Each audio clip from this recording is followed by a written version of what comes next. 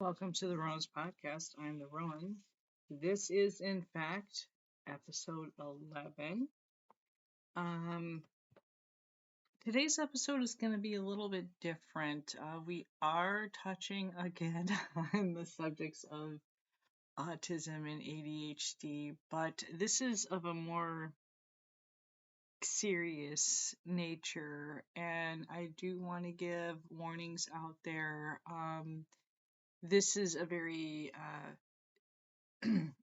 touchy subject, and it might bother some people. So I will warn you that if you have certain triggers, this episode might not be for you.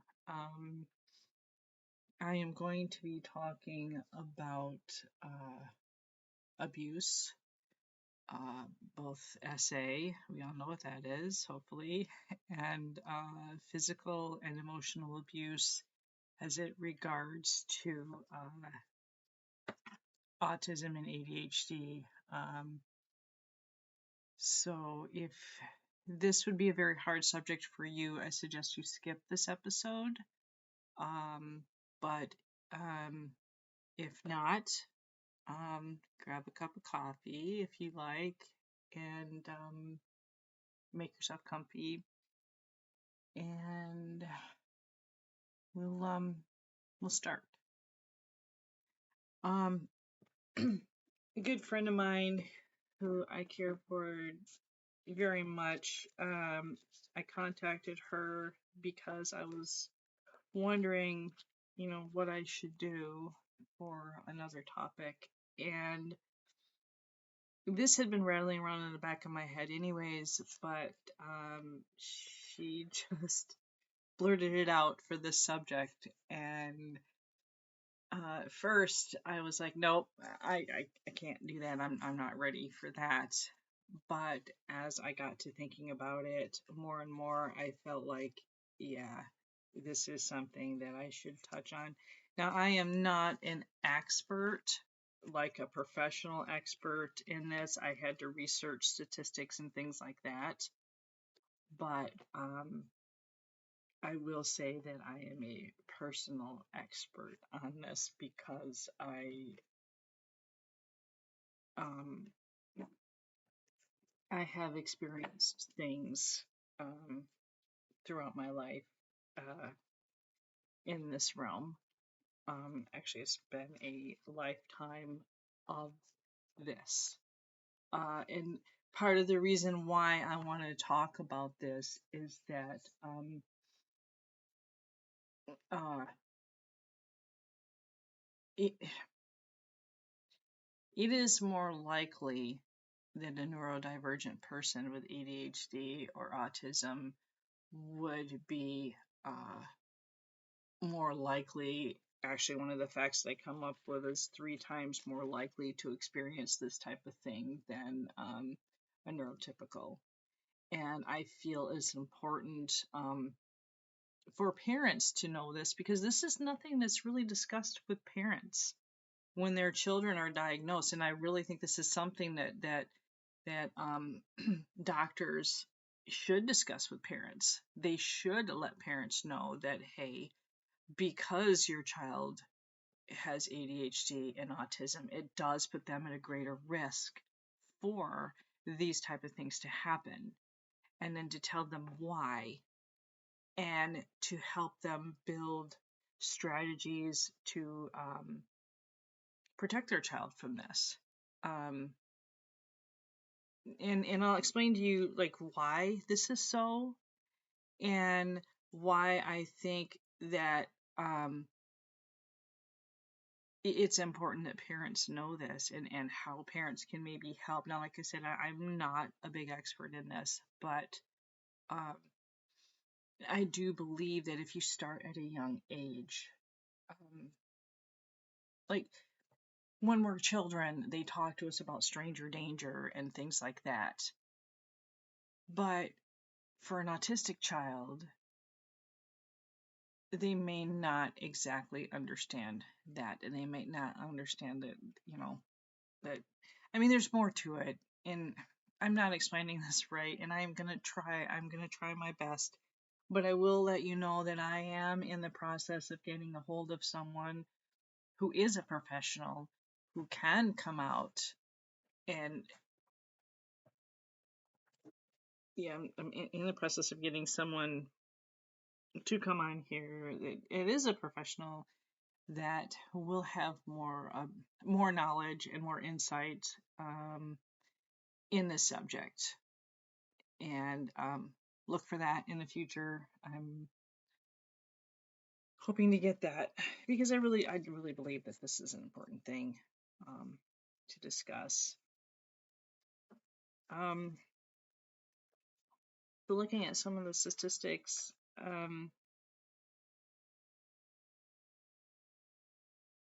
oh, um, I'm sorry, this is a difficult subject.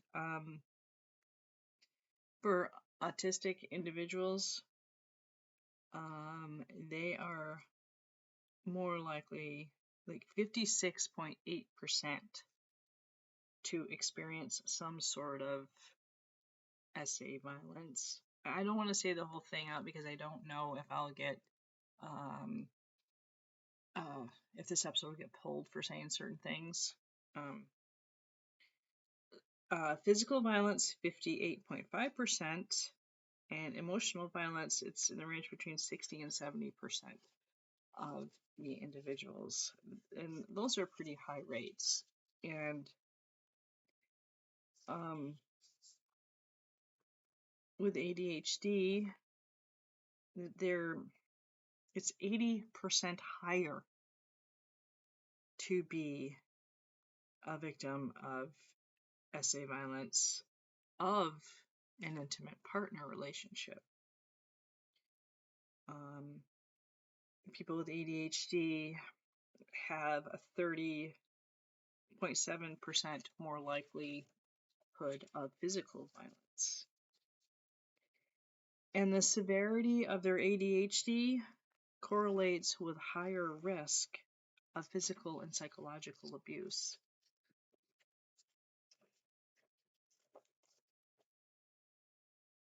Now, why? There are many factors why. The social cues um, and the communication difficulties can cause,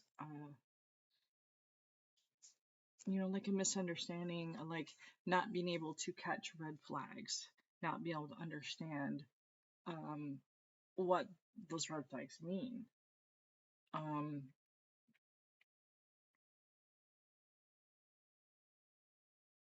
and they are more apt to fall for manipulative behavior. There's also the people pleasing aspect for acceptance. Um,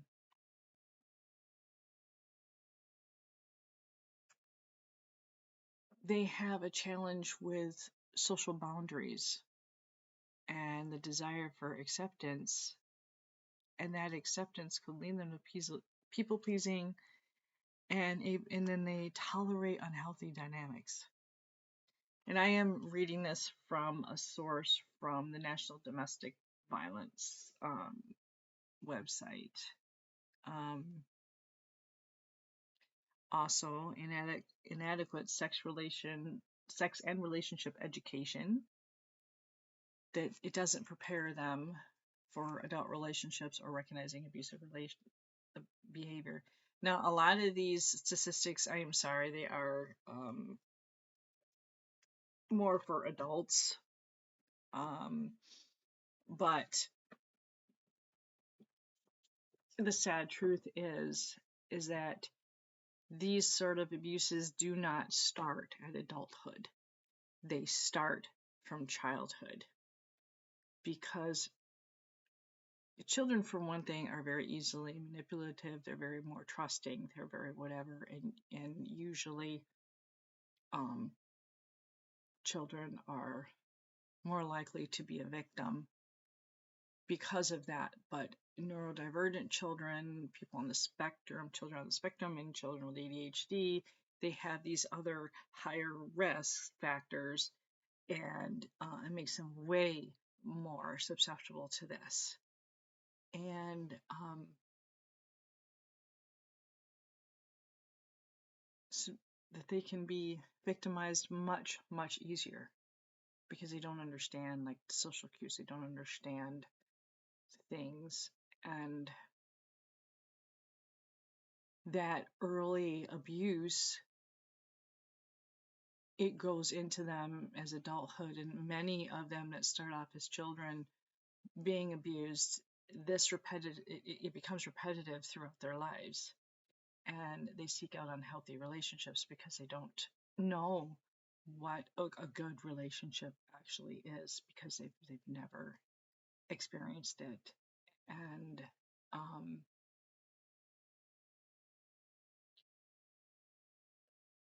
these things can lead to, anxiety and depression and post-traumatic stress disorder, which compounds their ADHD and their autism. And it makes it's horrible. I'm not even going to get into the suicide rate. That would be a whole nother podcast, which I am definitely not ready to get into, but I truly believe that this type of abuse, this type of lifetime of abuse, combined with anxiety, the depression that it causes with it, and all the other struggles that neurodivergents have, just getting through daily life, I believe that that is what compounds and what raises that suicide behavior. And it's truly sad. And why I wanted to bring this to the attention is that, like I said, I think this is something very important that doctors are missing in speaking to parents of children who have been diagnosed as on the spectrum or have ADHD or have both. It's really important that parents know what their children are being at risk for, so the parents can prepare their children and help them, teach them what proper boundaries are, on their level. I know, like, I'm not saying that my son is a victim. I'm just trying to explain what I mean by on their level. Like, I have a son who, my oldest, he has a genius level IQ, but in reality, he mostly has the maturity of like a 5 or 6 year old at times. And sometimes I know in order to explain things, I have to talk to him on that level, because he's not always at that adult level. And as a child, it was hard to get him to understand certain things, but if you were on his level and you were able to, get through to him, then you could help him. So I don't even know if I'm explaining that right, but if you understand my meaning, you know, just like you just trying to explain this in a neurotypical way to a child on the spectrum, they're not going to get it. And there should be certain training for parents on the spectrum level or on the ADHD level or something to teach the kids about how to protect themselves when they need to say something to someone, you know, not just the stranger danger, run away from it. Because in fact, most of these statistics show that it is not strangers that are doing this. It is family, it is friends, it is acquaintances, it is people that these children know and love, people that adults know and love, partners that these adults know and love. And it's important that they know it's not just the stranger that comes up to you on the street. It can be a loved one. Um, I will share this. I know this to be true because my first experience with this type of abuse, I was very, very young. And I haven't spoken about this to anybody until probably a couple years ago. Actually, no, I just told my brother about it about a year ago. He had no clue. And he's in his 60s and I'm almost 60, and he had no clue that what had happened to me when I was very, very young by a family member of ours. And when it happened to me,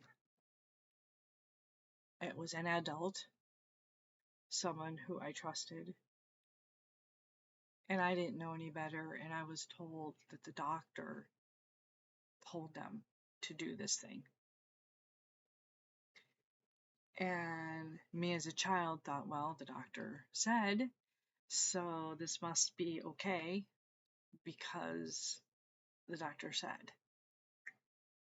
And me not understanding social stuff and me not, getting whatever, and plus also being very young, it took me years to figure it out. It really did. It took me years to figure it out. Like I wondered for, years. I was like, why? I don't understand why the doctor would want that to happen. And, it took me years to understand. And finally, when I did understand, I was like, oh, that's what that, okay. That, no, that wasn't right. That was wrong, and then I kept silent because that person was no longer a part of our family. And I didn't feel like there's anything I could do. And it wasn't, you know, and there was another family member, not spaced very far between that, another family member that, you know, did things to me. And I didn't know either what, you know, and it took me years.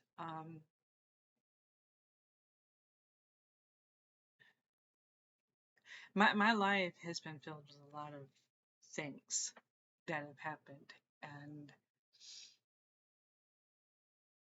once I got my diagnosis and I really thought back to all the stuff that had happened, the different things that have happened, and the different relationships that I had where there was violence in it of all sorts, physical, emotional,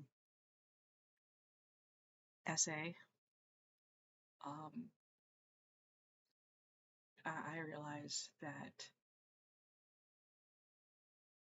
it was because of that. And I'm not going to get into the whole thing, and I'm not going to point fingers at anybody. But I will say that had I known certain things, had I been helped.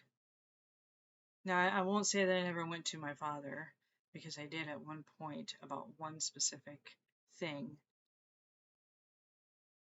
and I didn't get believed because another family member intervened and said I was lying, which I wasn't. And I never got the help I needed. And had I got the help that I needed, maybe things might have been a little bit different. The reason why I'm bringing all this up, again, is like I said, it is very important that we educate our young ones. Even all the children with special needs, definitely they need to, like, all of our young ones need to know these things and to help them and to be, have the parents trained on how to look for the signs for one thing, to look how to listen, and to know which child is more at risk. And I'm not saying that, just because a child isn't at great risk, you shouldn't do anything, you shouldn't help them.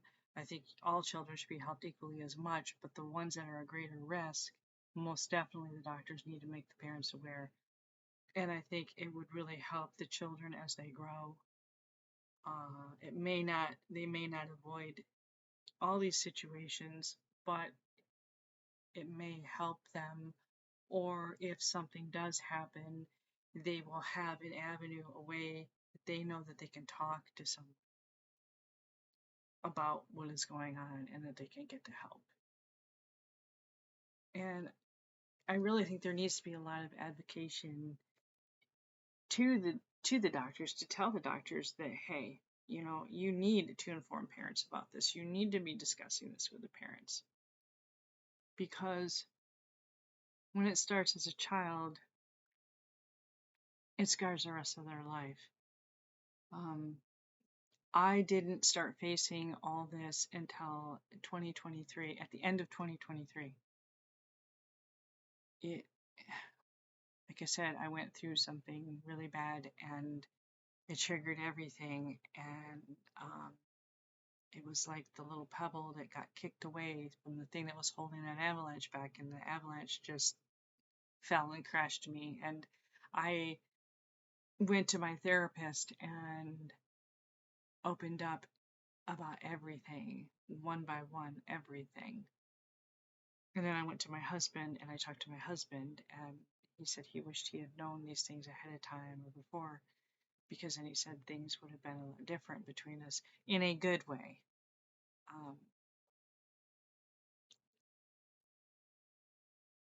And I would have gotten more support.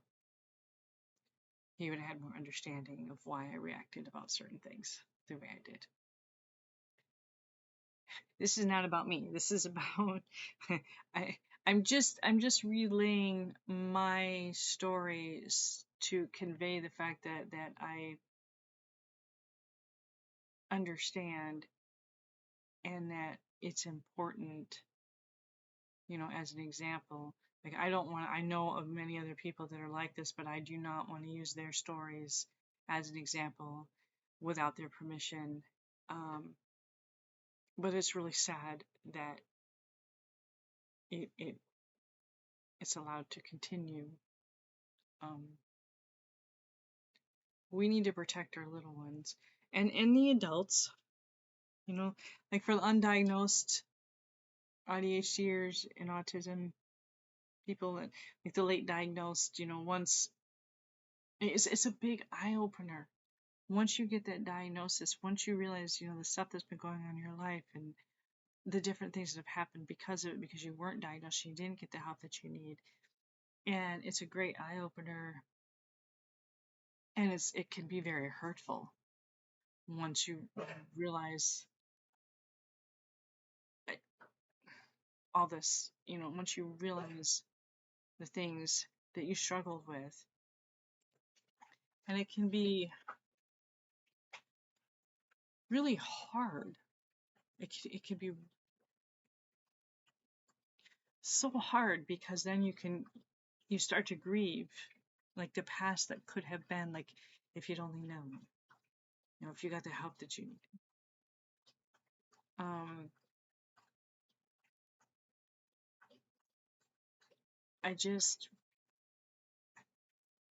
I'm really struggling with this subject, and I don't know if I'm making any sense to anybody out there,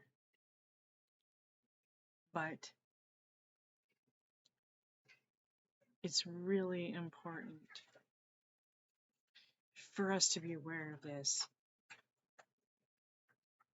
And as adults, if you didn't get any help as a child,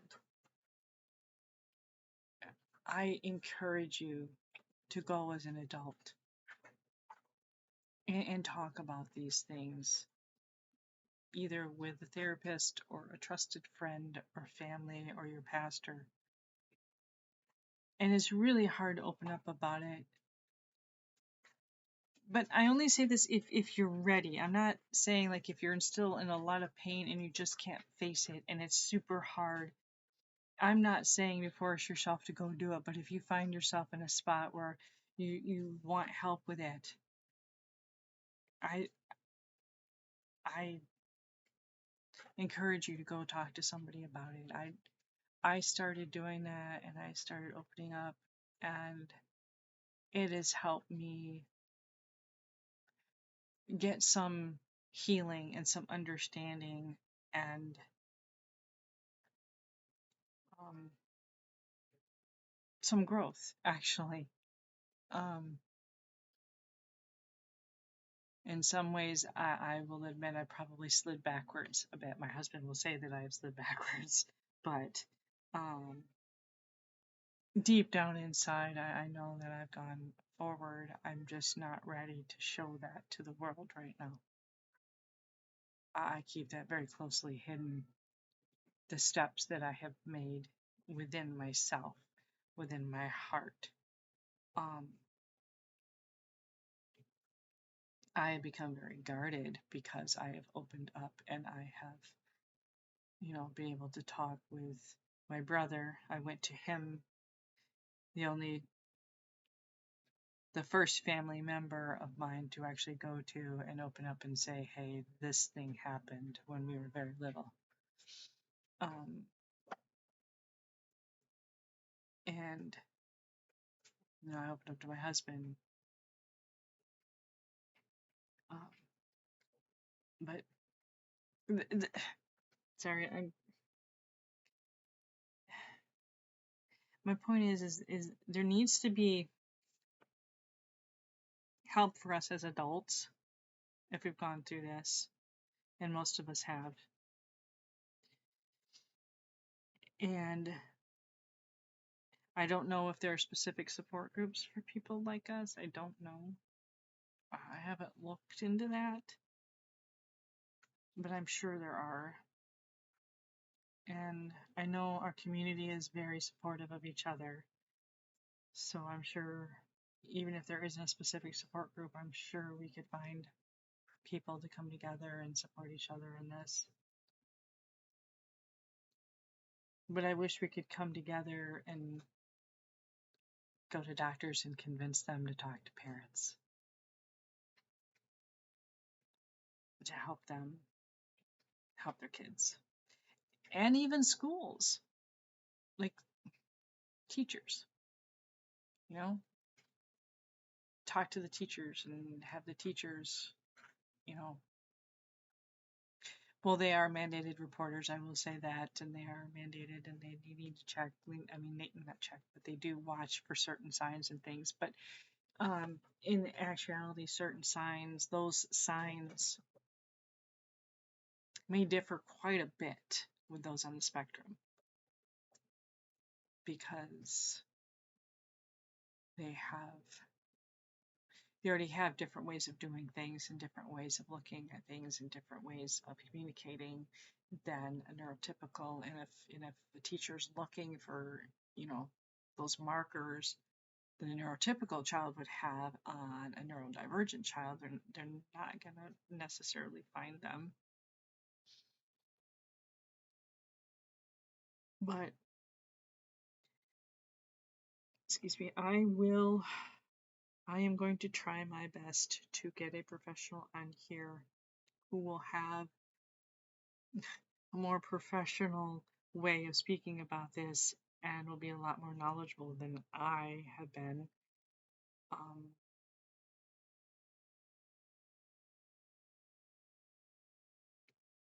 and I'm hoping it'll be like a big help to everyone out there. This has been a pretty hard episode for me, and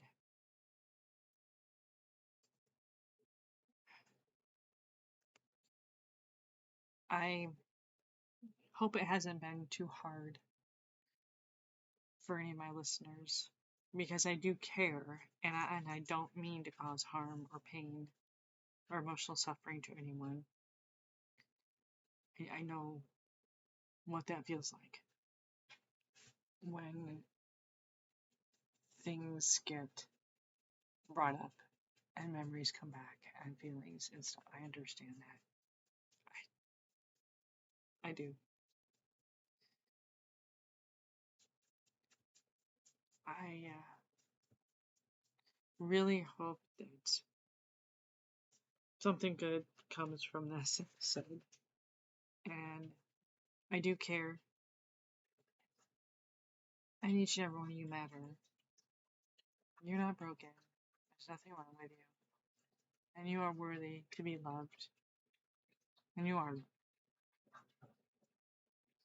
Have a blessed day. Take care of yourselves. More later.